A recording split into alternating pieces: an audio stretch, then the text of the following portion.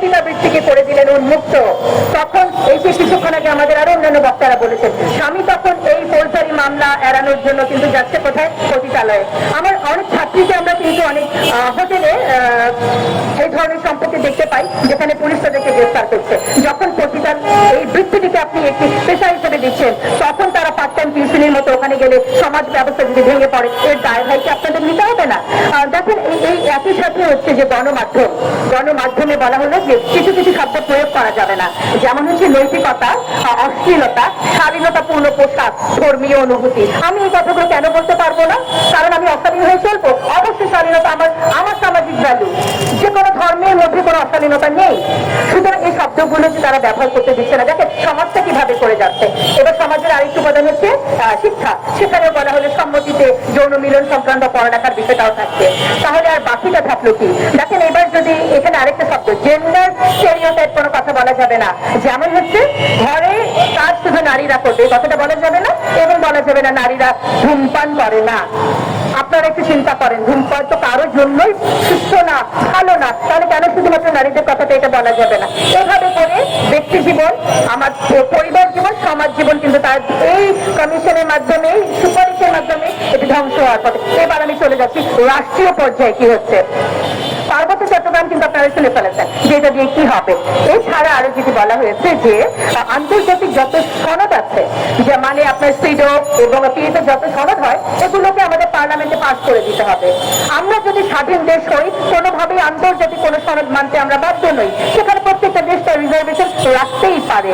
সেই আন্তর্জাতিক সংস্থার সনদ আমরা এভাবে করে মেনে নিব যারা মানবাধিকারের নামে অমুসলিমদের সমর্থন করে এবং ফিলিস্তিনের মতো জায়গায় যখন এভাবে মৃত্যু হচ্ছে, যে সংস্থা চুপ করে থাকে, আপনারা তাদের প্রেসক্রিপশন যদি বাস্তবায়ন করতে বলেন, অবশ্যই আমাদের অবস্থান এটার বিপক্ষে। আমাদেরকে আমি পুরো বিষয়টাকে হাতি দেখার মতো, একসাথে দেখার মতো কেন বললাম?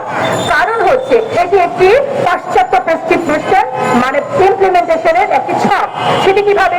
টাটা সংস্থা, আমরা জানি যে নিউ ওয়ার্ল্ড অর্ডার নামে একটি সিচুয়েশন সামনে আসবে, যেখানে মূল বিষয় থাকবে দেয়ার ইজ নো রিলিজিয়ন, ধর্ম বলতে কোনো কিছু থাকবে না। আমাদের শিক্ষা ব্যবস্থায় কিছুদিন আগে ট্রান্সজেন্ডার ঢুকানো হলো, এখন ধীরে ধীরে আমাদের নারীদেরকে পতিতালয় থেকে পুনর্বাসন না করে এটাকে উন্মুক্ত করে দেওয়া হলো। মানে সমাজ ভাঙা এবং পরিবার ভাঙা মিলে কি হলো?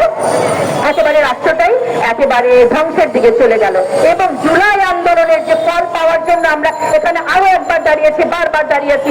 আজকে আমরা বলতে চাই যে জুলাই আন্দোলন নারীদেরকে যে আপনারা উপেক্ষা করলেন, আমরা যেই বৈষম্যটাকে অর্জন করার জন্য এতগুলো প্রাণ গেল, আপনারা সেটা মূল্যায়ন করলেন না।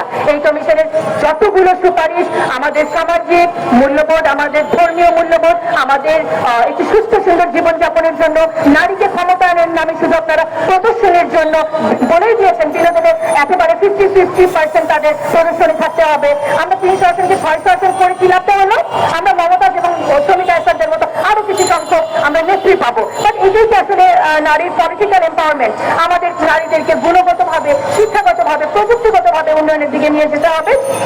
এবং এই যে আন্তর্জাতিক যে পায় তারা, যে দেশকে ধর্ম একটি ইস্যু ধরে এবং ধর্মীয় মূল্যবোধকে শেষ করে নারী পুরুষকে প্রতিপক্ষ বানিয়ে, পরিবারগুলো ভেঙে, সমাজ ভেঙে একটি রাষ্ট্রকে একেবারেই মুসলিম রাষ্ট্রগুলোকে যেভাবে করে শেষ করা হয়। আমি যে আমাদের যে বর্তমানে ডক্টর ইউনূস আমাদের অত্যন্ত শ্রদ্ধেয়, তিনি যেভাবে দেশের হালটি ধরেছেন, আমি এই মুহূর্তে মনে পড়লো যে নারীদেরকে আমরা ক্ষমতায়ন করতে চাই। গত পার্লামেন্টে আমরা কি দেখলাম? আমরা দেখলাম আমাদের প্রধানমন্ত্রী, স্পিকার সবাই নারী, কিন্তু ওনার মতো ফ্যাসিস্ট নারী নেতৃত্ব তো অনেক পুরুষের মধ্যেও নাই।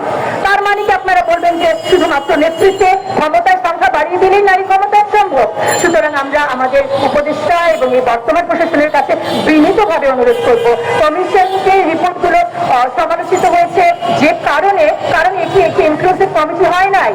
90% মুসলিমের দেশে, এখানে অবশ্যই ইসলাম সম্পর্কে বিশেষজ্ঞ কারো থাকা উচিত ছিল, এবং তারা বলেছেন এই রিপোর্টটি একটি কিছু সংখ্যক মানুষের জন্য। সুতরাং আমরা আজকে দাঁড়িয়েছি, কোন কমিশনের রিপোর্ট শুধুমাত্র কিছু সংখ্যক মানুষের জন্য হতে পারে না, নারীর জন্য রিপোর্ট সেটি হবে যেটি সার্বজনীন। এবং আমি আমাদের আবার এই প্রশাসনকে বিনীতভাবে অনুরোধ করতে চাই, একটি সর্বজন গৃহীত কমিশনের মাধ্যমে এবং কোনো ধরনের বৈষম্য তৈরি না করে সমাজকে অস্থিতিশীল না করে আমার রাষ্ট্রকে যদি এগিয়ে নিয়ে যেতে চান, নারীর পার্টিসিপেশনকে যদি সত্যি আপনারা মূল্যায়ন করতে চান, তাহলে আরেকটি কমিশন করে এবং সত্যি সত্যি আমাদের সুন্দর কিছু গুণগত মান উন্নয়নের জন্য সুপারিশ করবেন।